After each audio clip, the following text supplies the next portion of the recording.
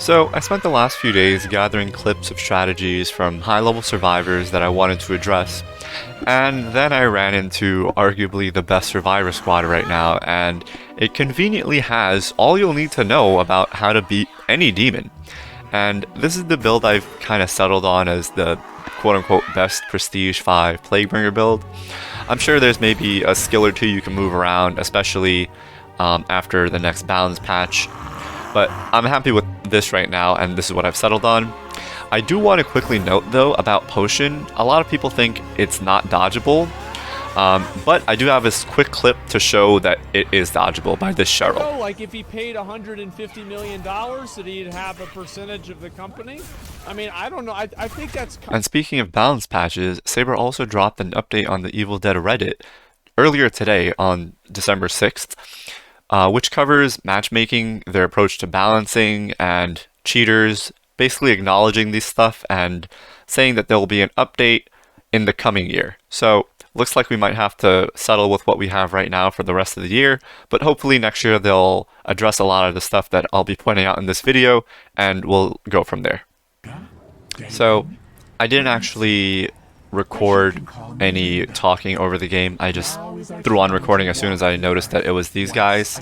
So I'm just going to talk through their strategies mostly. By now everybody pretty much has an idea of how to play Demon. I mean, arguably a lot of people think the best thing to do is flip cars, but they'll actually show you why flipping cars isn't good. Plus, also, you can't flip cars on this map, as we know. So I do the normal stuff. I go for level 3 traps so I can get their fear high so you can possess, which is the fastest way to level. So nothing special I'm doing, just going around trapping stuff, leveling up. Their fears are already pretty high, so I have a feeling, or you pretty much know where they are on this map. They're usually going to be on the cemetery side or the castle side. Sometimes they'll be on the Hempstead side by windmill and stuff, and usually you can tell by their fear levels. They'll usually be lower. So, things I want to point out that they do really well is, notice, cars already being driven just about a minute in. They don't care if I know where they are. They know I'm a low level, I'm not really a threat, so there's really no problem with driving cars early. They're also going to be taking multiple cars throughout the game that you'll also notice. So, even though I have a nice spot in terms of spawn, I know where their first map piece is, I'm setting up as best I can, hitting all the traps, trapping these crates, they're not going to have any problem. So first I want to kind of point out the biggest theme you'll see throughout this game, which I think is like an issue or whatever, which is the best strategy as Survivor is to just avoid everything. The fact that you lose energy when you possess stuff means that they can just wait out the possession and they'll be fine. So let's see how I handle this first interaction. But keep that in mind. You'll see throughout the game a lot, they don't even bother killing the things I possess. They just avoid it and wait out the possession and then heal afterwards. Easy fear just to get some points. I'll also possess him in a second. I almost feel sorry for the little guy. Dance for us, They have no interest in fighting me, obviously. There's no point in fighting this, they can just avoid it. He did come a little close, which wasn't necessary. He took some shots there for no reason. But that's okay, it's a little damage. I'm staying near this trap so that he gets hit by that as soon as he's done. So that went pretty well. I'm already level 7, they haven't gotten a map piece. This seems fine. They're also comfortable splitting up because they're all individually very good. So they have no problem avoiding things on their own.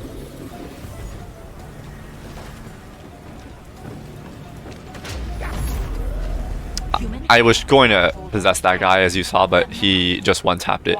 If I did possess that, though, it wouldn't really be a problem. He could still kill it with whatever gun he had there. Looks like this guy is standing by this little fire, waiting for his fear to go down, so easy pick. Take him to a trap and drop him off.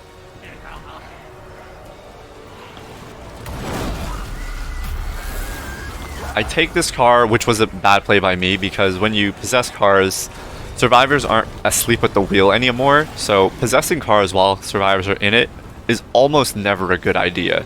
They're going to just melee or shoot the car and you're going to lose all your energy and you got nothing accomplished other than waste maybe 3-4 seconds. So notice how they're splitting up. This Ed is going to probably get a map piece or just get some loot. Annie's over somewhere else doing her business. I have to kind of choose, right? I can't go after Hunter Ash, because he'll just one-tap anything I possess. So I try to get the Ed, let's see, and that obviously didn't work. You can just easily run away, and I have to kind of give up on that because cars are faster than demons. So I can chase that forever. He can go on the other side of the map. It's just going to be a waste of time. So this guy was closer, so I decided to get him. There's this easy one-tap.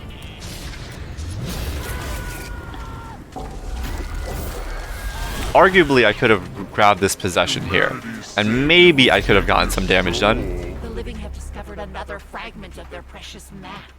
Bleed them dry. I do about a quarter of his health there with that. He just heals, of course, though it's really no problem. But because he uses ability, I'm going to try to stay on him and do a little bit more pressure. But notice how just me being on one person, everybody else has free reign on the map. And I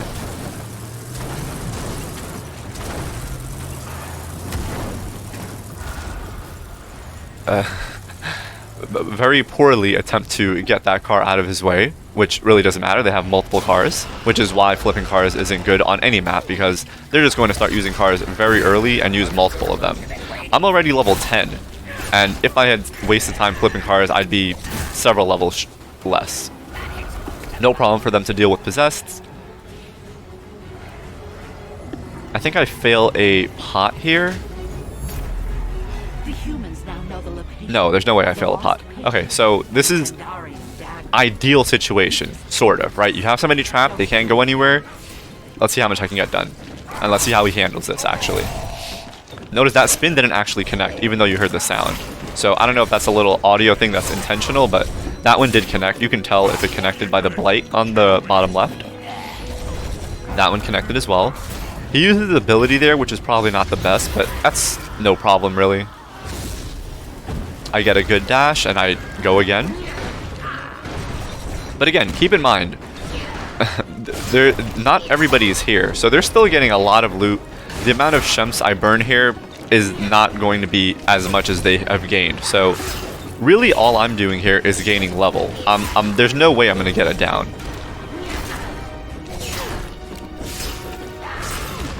Even though most of my hits connect, and even most of my abilities connect.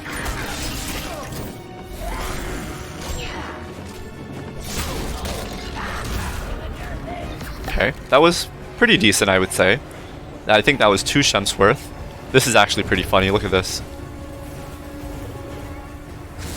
Portal spawned on the ground. Gotta love it.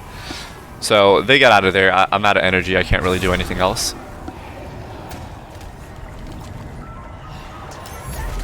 And they're finished with the map piece. Took a little while. That was a little under 8 or a little over 8 minutes, but no problem. And being a good driver on your own is also really important. Look at the minimap. 3 of them have cars right now, and 1 of them is already on the objective. So during all that time, I got 2 shemps worth of damage. Meanwhile, 1 person was doing whatever they wanted, Annie was doing whatever she wanted for a while, and this person went all the way to the objective. So this is how you can really just split up and get a lot more done, because cars are so useful. They're pretty easy to, I mean, you know, you just gotta be able to drive and not flip your car. So let's see how they handle objectives. Immediate ability, so you'll get it back sooner.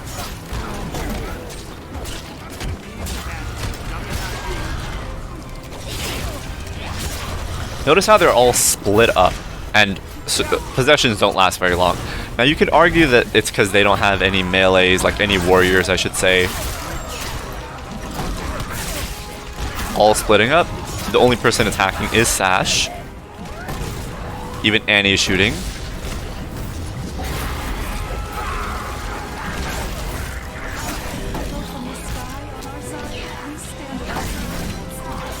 And this is how long possessions really last. You get a couple of hits out, everybody's split up, so you don't get any value from your abilities, and then you kind of just die without really doing too much damage.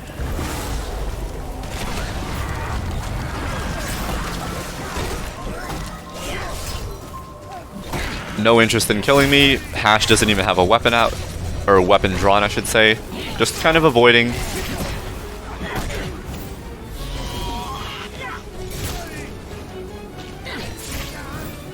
Notice how Ed and Hash aren't even attacking me. They're not going to waste bullets because they know I'm not a big threat. They can just let me attack for a little bit and they'll heal through it later. And now I notice that my timer for the objective is almost done, so I'm going to set a few traps before it ends so that, obviously, so they can hit these and I'll get some experience, lower their health.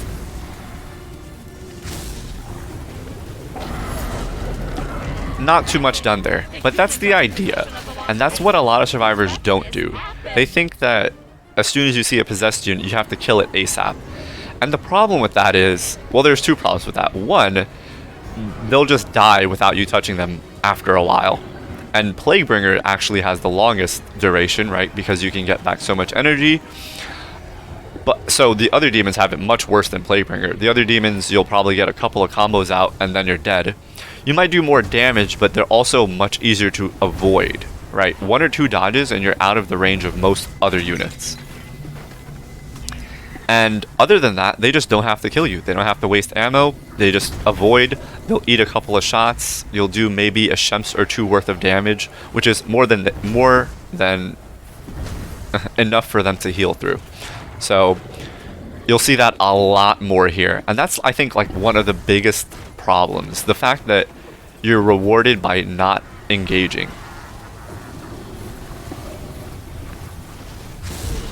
It would be nice on the survivor side if you got something for killing possessed units, because right now there's no incentive to kill anything possessed. Really, it's just you don't want them to do a lot of damage on somebody, but people that can dodge can avoid literally anything, and you'll just have to wait out the possession and you're fine. So here I'm mostly trying to hit them. I do a poor job at that, so I give up in a second here, or the car just gets broken. They also don't start the objective immediately, because starting the objective immediately means I start getting energy regen immediately. So they wait to clear out most of the stuff, it looks like, before they do that. I guess that's usually the better option. Let's see how much boss gets done. So I missed that attack. Hit that potion. Granted, he does have a legendary shotgun, so this is obviously a little better than what you'll mostly have, but I don't even wait for the res of the witch because it's not going to do anything.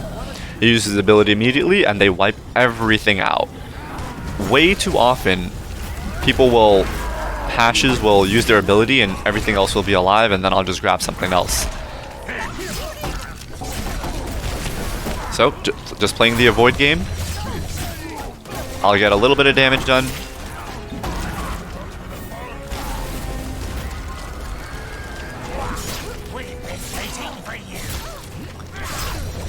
Now you might think the Hash is just AFK. He's not AFK. He's just not wasting his ammo.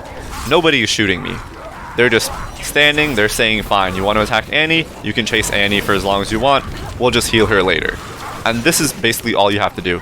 This doesn't have to be an Annie. This doesn't have to be an Ed or Hash. This could be anybody. All you have to do is, whoever the demon is targeting, have them run around. The other people can watch, or if they're melee, they can swing. In this case, they're 2 hunters, so they don't want to waste ammo. But again, imagine this as whatever class you want. The idea is the same. You just have the person that it's getting targeted, so avoid as much as they can, and the others don't have to waste ammo.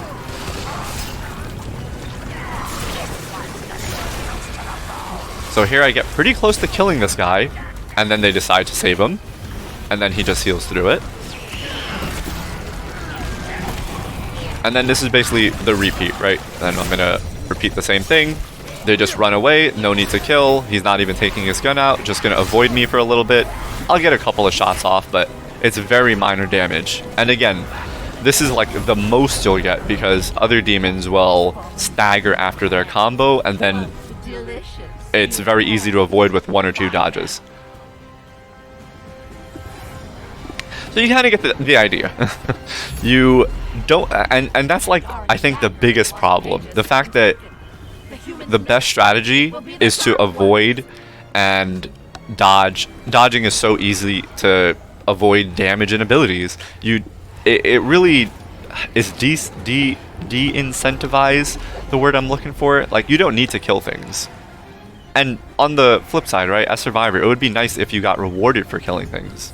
But you don't, so there's no point in wasting ammo. After objectives, they're not rushing to go to dark ones. That's also something a lot of survivors do, is they'll immediately get in a car and go when they have like almost no resources.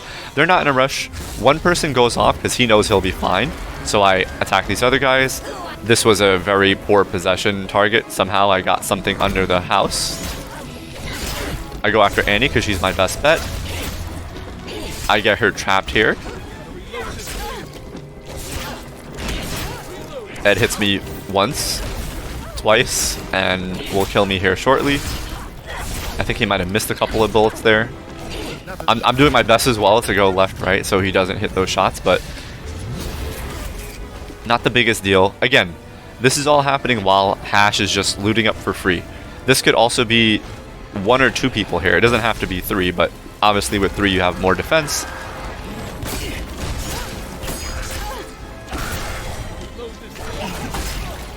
But this is all negligible damage. The strategy is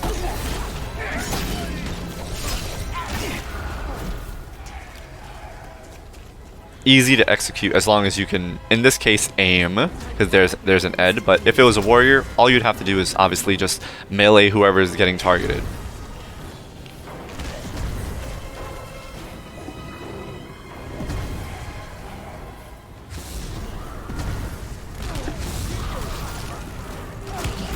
No point in grabbing elites. Elites don't do anything.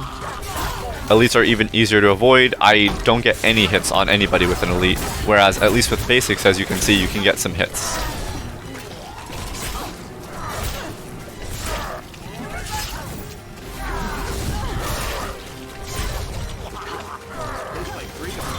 Almost get her, but that's just the Shemps, and that's just one of many Shemps that they'll have to go through. He comes back and uses his ability, which is probably not the best thing there. I think I was pretty low health. They could have probably shot me once or twice.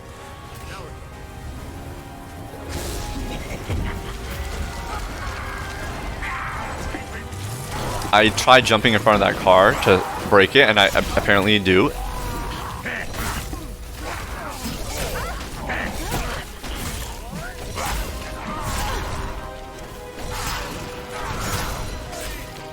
Again, they're not all grouped up on me. They're not all getting spun on. I'm chasing one person.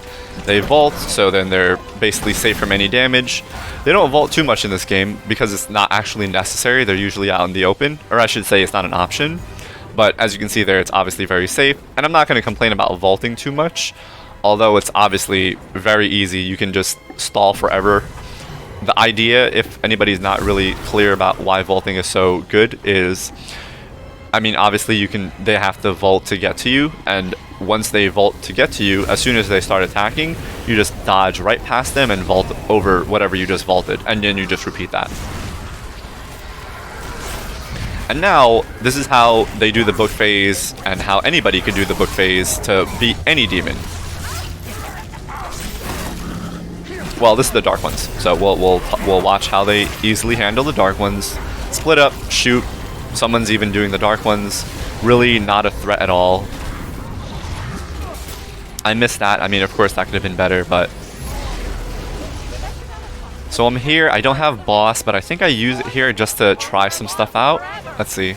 No, I don't. I go right for what I think is the best. Elite.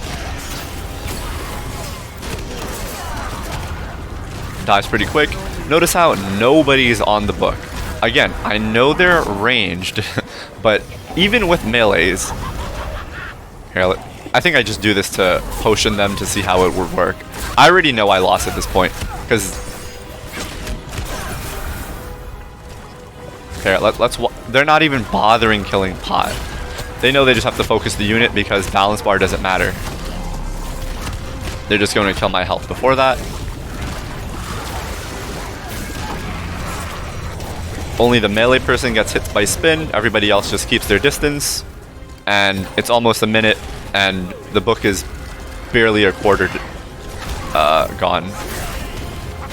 I got one ability, one attack off. We're almost at halfway, and as you can see, there's basically nothing you can do. You get one attack, not any abilities. And at this point, I'm like, okay, yeah, well, it's past halftime. I have more than halfway to go. I've already used all my burst stuff. I guess I give it one more shot.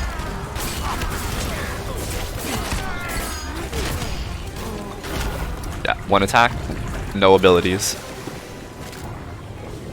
And yeah, this is, and as you can see, they had a lot of amulets to go. I'm sure they had many other shemps, but that's the formula, right? Use cars, use multiple cars, avoid damage, spread out, you beat any demon.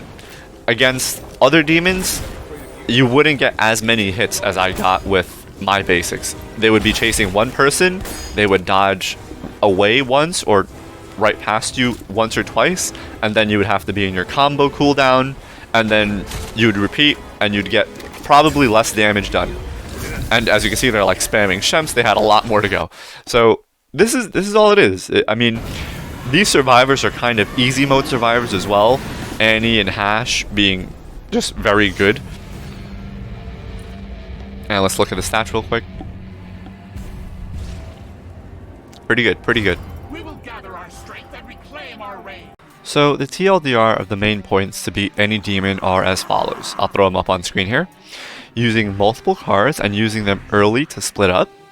Vaulting indefinitely to stall, which they didn't do too much, but mostly because they didn't need to. They were near cars and they were able to just kill things or avoid things.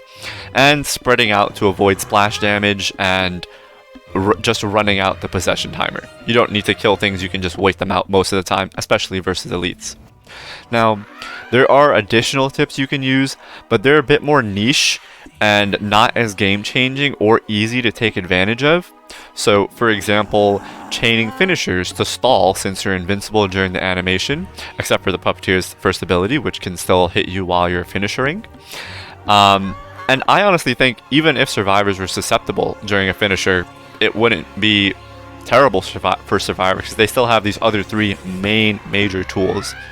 And for example, paying attention to units that are possessed and immediately getting a free headshot, or if a survivor gets possessed, you can chain running heavies that kick that's useless. You can stun lock possessed survivors until they're out of possession. So things like that and all these other three major things are pretty much what you can use with any survivor to beat any demon as long as you're just playing well and executing well. Which, I mean, is a little asterisk, but the fact that these mechanics are kind of in the game mean you can play pretty much most survivors and you'll be okay. So, that's the video. Hope you guys found these tips useful. Let me know how they are in your games.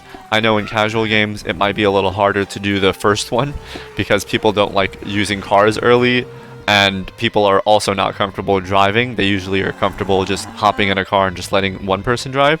But the more used to driving you get, the easier games will be. So, hope you guys enjoyed, and that's the video.